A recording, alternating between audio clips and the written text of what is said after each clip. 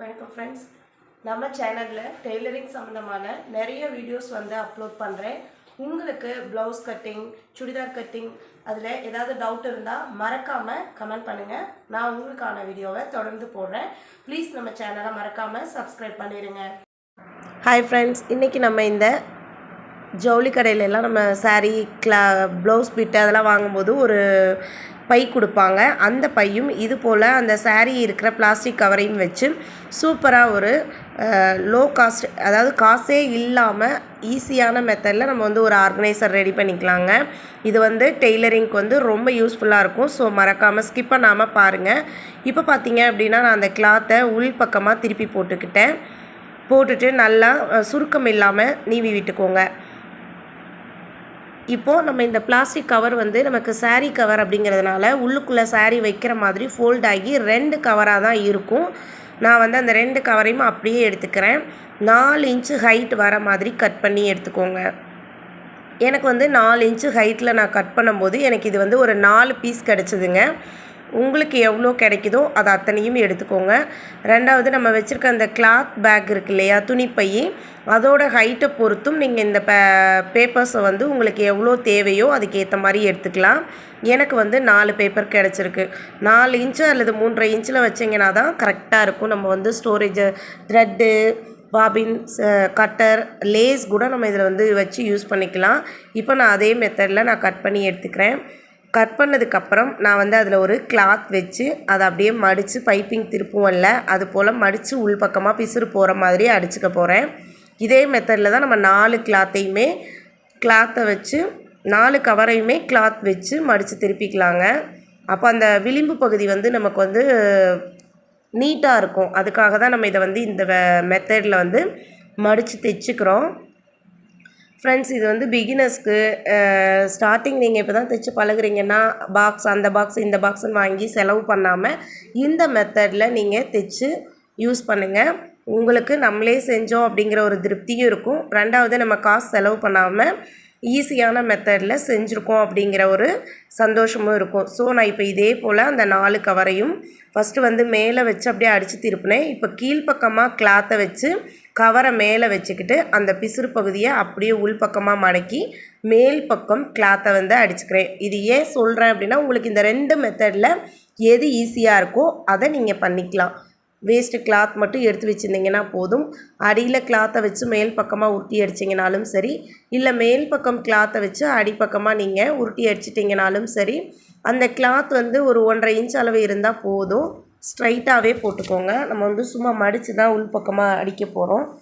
அது மாதிரி நீங்கள் அடிச்சுக்கோங்க.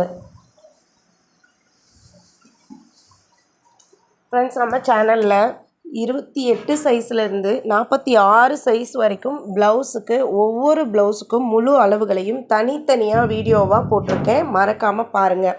இப்போது நம்ம கட் பண்ணி ரெடி பண்ணி வச்ச அந்த 4 பீஸையும் பேக்கில் நம்ம இப்படி மடித்து தைச்சிக்கலாம். இதில் நான் எல்லாமே 2 மெத்தட் சொல்லி கொடுத்துருக்கேன். ஏன் அப்படின்னா உங்களுக்கு ஈஸியாக இருக்கணும் அப்படின்றக்காண்டி சொல்லியிருக்கேன். இப்போ பார்த்தீங்கன்னா அடிப்பகுதியில் உள்பக்கமாக 1/4 இன்ச் அளவுக்கு மடித்து அந்த கிளாத்தை நான் ஸ்டிச் பண்ணுறேன். இது ஒரு மெத்தடு. இன்னொரு மெத்தடு எப்படி தைக்கலாம் அப்படின்னு பார்த்தீங்க அப்படின்னா, இப்போ இதுவுமே நான் அதே மாதிரி தான் உங்களுக்கு தெரியணுன்றக்காண்டி திருப்பியும் அதே போல் ஒரு 1/4 இன்ச் அளவுக்கு அந்த பேப்பரை மடித்து உள்பக்கம் போகிற மாதிரி வச்சுட்டு மேலே தையல் போட்டுட்ருக்கேன். அடுத்த பீஸ் நான் எப்படி தைக்க போகிறேன் அப்படின்னு பார்த்தீங்கன்னா, உங்களுக்கு 1/4 இன்ச் அந்த பேப்பரை மடித்து கரெக்டாக ஈவனாக எனக்கு கரெக்டான தையல் வரல அப்படின்னு நினைக்கிறவங்க இந்த மெத்தடில் தைங்க. நம்ம முன்ன தைச்ச அந்த 2 பீஸையும் எடுத்து விட்டுக்கோங்க. பீஸ் கரெக்டாக மேல் பக்கம் வச்சு நம்ம தைச்சோம். ஆனால் இப்போ நம்ம ஏற்கனவே தைச்ச பக்கம் நம்ம திருப்பி விட்டுட்டு தைக்கிறோம். அப்படியே வச்சு தைச்சிட்டு அந்த பேப்பரை மேல் நோக்கி எடுத்துக்கோங்க. இப்போ நமக்கு பிசுறு பகுதி பார்த்திங்க அப்படின்னா உள்ளே போயிடுச்சு. நீட்டான பக்கம் வெளியில் வந்துருச்சு. இந்த 2 மெத்தடில் உங்களுக்கு எது ஈஸியோ நீங்கள் அதை ஃபாலோ பண்ணிக்கோங்க. கிளாத்தை அந்த பேப்பர் கவரை மடித்து தைக்கிறதுனாலும் தைச்சிக்கோங்க. அப்படி இல்லைன்னா ஆப்போசிட்டில் தைச்சிட்டு அதை அப்படியே உள்பக்கத்துலேருந்து மேல் பக்கமாக, கீழ்ப்பக்கத்துலேருந்து மேல் பக்கம் திருப்பிக்கோங்க. இது எனக்கு அந்த பேப்பர் பேக்கோட அடிப்பக்கம். ஸோ அதனால் பிசுறு இல்லை, நான் அப்படியே வச்சு தைச்சிக்கிறேன். பாருங்கள், நான் அப்படியே மேலாலே வச்சு தைச்சிக்கிறேன். ஏன்னா நமக்கு அது ஹோல்ஸ் இல்லாமல் ஃபோல்டிங்கான அடிப்பகுதி.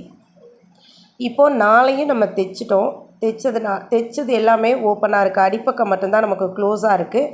அடுத்ததாக இது நம்ம எப்படி ஃபினிஷ் பண்ண போகிறோம் அப்படின்னு பார்த்தீங்கன்னா, சைடில் நமக்கு கீழ்ப்பகுதியில் எந்த ஃபினிஷிங்கும் தேவையில்லை. ஆனால் சைடு 2 பக்கமும் நீங்கள் அப்படியே வச்சு தைச்சிட்டு கிளாத்தை கொடுத்து நம்ம அந்த கவரில் எப்படி மடித்து அடித்தோமோ அது போல் அடிக்கிறதுனாலும் அடிக்கலாம். ஆனால் நான் இப்படியே இந்த பேக்கை வந்து லைட்டாக ஒரு 1/4 இன்ச் அளவுக்கு சைடில் அப்படியே மடிச்சுக்கிறேன். அது வந்து இன்னும் நமக்கு ஸ்ட்ராங்காகவும் இருக்கும், ஒரு பார்டர் மாதிரி இருக்கும். ஸோ நான் வந்து அந்த பேப்பரை வந்து கிளாத்துக்கு உள்ளே வச்சுட்டு கிளாத்தை வந்து ஒரு 1/4 இன்ச் அளவுக்கு மடித்து தைச்சிக்கிறேன். ஃப்ரெண்ட்ஸ், உங்களுக்கு ஏதாவது டெய்லரிங் டவுட் இருந்தால் மறக்காமல் எனக்கு கமெண்ட்டில் சொல்லுங்கள் ஃப்ரெண்ட்ஸ். நான் சொல்லி கொடுக்குற இந்த மெத்தட்லாம் உங்களுக்கு யூஸ்ஃபுல்லாக இருக்கானும் எனக்கு மறக்காமல் சொல்லுங்கள். இந்த வீடியோ பிடிச்சிருந்துச்சு அப்படின்னா ப்ளீஸ் ஒரு லைக் கொடுங்க. நம்ம சேனலை சப்ஸ்கிரைப் பண்ணாமல் இருந்தீங்கன்னா மறக்காமல் சப்ஸ்கிரைப் பண்ணிக்கோங்க. இப்போ நம்ம 2 ஓரத்தையும் கரெக்டாக அந்த ஒரு 1/4 இன்ச்சு கேப் வர மாதிரி அந்த பேப்பர் பேக் வச்சு துணிப்பையை வச்சே நம்ம வந்து க்ளோஸ் பண்ணிட்டோம்.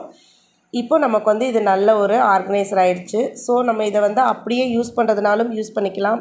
இல்லை நீங்கள் நான் அதை சென்டரில் ஒரு தையல் போட்டிங்கன்னா ஒவ்வொரு போர்ஷனாக கூட யூஸ் பண்ணிக்கலாம்.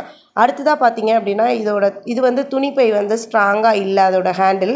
ஸோ நான் வந்து ஒரு 2 இன்ச் அளவுள்ள ஒரு கிளாத் எடுத்து நீல வாக்கில் இருக்க கிளாத் எடுத்து 2ஆக மடித்து நம்ம எப்பவும் போல் நாட் திருப்புவோம்ல அது போல் திருப்பிட்டு இதுக்கு கைப்பிடியாக ஸ்டிச் பண்ணிக்கலாங்க. அப்படி நீங்கள் இந்த மாதிரி கைப்பிடி போட்டுக்கிட்டீங்க அப்படின்னா நீங்கள் ஒரு ஆணியில் அடித்து விட்டிங்கன்னா கூட அது நமக்கு யூஸ் பண்ணுறதுக்கு நல்ல ஸ்ட்ராங்காக இருக்கும். நீங்கள் தைச்சி விட்டுட்டு கிளாத்தை வந்து பிசுறு பகுதி உள்பக்கமாக போகிற மாதிரியும் நல்ல பக்கம் வெளிப்பக்கமாக வர மாதிரியும் திருப்பி எடுத்துக்கோங்க. இப்போது நான் திருப்பி எடுத்துட்டேன். இதை வந்து நம்ம துணிப்பை இருக்கு இல்லையா, அது வந்து நம்ம ஏற்கனவே ஆல்ரெடி நம்ம தைச்சதுலேயே எல்லா பக்கமும் க்ளோஸ் ஆகிருக்கும். அந்த விளிம்பு பகுதியில் 2க்கு இடையில் இந்த கிளாத்தை கொடுத்துட்டு ஸ்டிச் பண்ணி விட்டுருங்க. இப்போ நமக்கு நல்ல ஸ்ட்ராங்காகிடுச்சு. நம்ம ரெடி பண்ணி வச்சா சென்டராக ஒரு தையல் போட்டு நீங்கள் ஒவ்வொரு இதுலேயும் 2 போர்ஷனாக கூட யூஸ் பண்ணிக்கலாம். ஆனால் நான் வந்து அப்படியே சிங்கிள் போர்ஷனாக தான் வச்சு காட்டியிருக்கேன். த்ரெட்டு வந்து ஃபஸ்ட்டு வச்சுருக்கேன். அடுத்ததில் நீங்கள் கட்டர் ஸ்க்ரூ ட்ரைவர்லாம் கூட வச்சுக்கலாம். அதுக்கப்புறம் பார்த்திங்கன்னா நம்ம லேஸ் எல்லாம் கொஞ்சம் கம்மியாக வாங்குறத ரப்பர் போட்டு இது போல் சுற்றி உள்ளே வச்சுக்கலாங்க. அதுக்கப்புறம் பீடெல்லாம் வச்சுருக்கேன். கொஞ்சம் நீளமாக இருந்தது அப்படின்னா நம்ம சிசர் கூட உள்ளே வச்சுக்கலாம். ஆனால் இது கொஞ்சம் நீளம் கம்மியாக இருக்கிறதுனால நான் எடுத்துட்டேன். இன்ச் டேப் முதற்கொண்டு எல்லாமே வச்சுக்கலாம். நீங்கள் இதை அப்படியே தொங்க விட வேண்டாம் அப்படின்னு நினச்சிங்கன்னா இது போல் ஃபோல்டு பண்ணி அந்த சென்டரில் நீங்கள் வந்து வெல்க்ரோ வச்சு தைச்சிக்கிட்டீங்க அப்படின்னா இதை க்ளோஸ் பண்ணியும் ஓப்பன் பண்ணுற மெத்தட்லேயும் வச்சுக்கலாங்க. இது ரொம்ப யூஸ்ஃபுல்லாக இருக்குன்னு நினைக்கிறேன். பாருங்கள், இப்போ நான் இதை வந்து என்னோடய ஜன்னல் கம்பியில் வச்சு நான் வந்து தொங்க விட்டுருக்கேன். நான் தைக்கிறதுக்கு மேலே என்னோடய மிஷினுக்கு மேலே இருக்குது. எனக்கு தேவைப்படும் போது நான் இதை எடுத்து யூஸ் பண்ணிக்குவேன். பிடிச்சிருந்தா நீங்களும் ட்ரை பண்ணி பாருங்கள். நன்றி.